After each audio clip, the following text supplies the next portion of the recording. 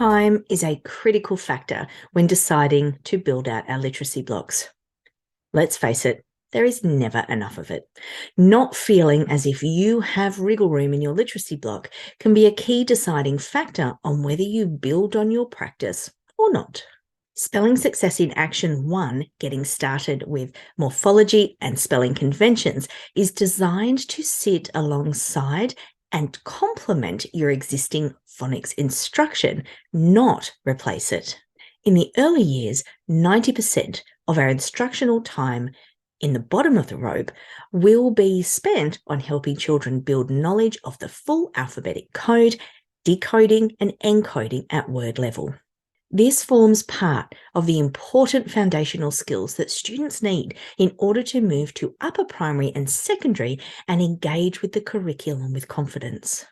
Morphology can sit really nicely within this area of the curriculum. Spelling Success in Action 1 is designed so that you can deliver a 15-minute lesson once a week or once a fortnight and then take that content and include it in your phonics lessons. Let's say that you've been working on the grapheme AR, R. If you've previously taught the students about S, about the ED past tense, about ing, and you've recently taught them about as in one who does, your word list in your phonics lesson can now include these suffixes. This is a way that we can differentiate within our lessons, but we can also embed this in our word and sentence level work within our phonics instruction. This provides the opportunity for repeated practice in a meaningful way. We know how critical this is for all of our students, but particularly our strugglers.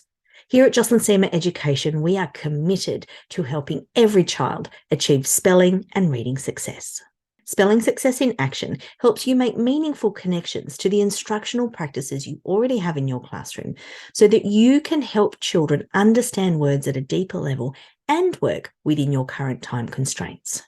Order your copy from jocelynsemaeducation.com.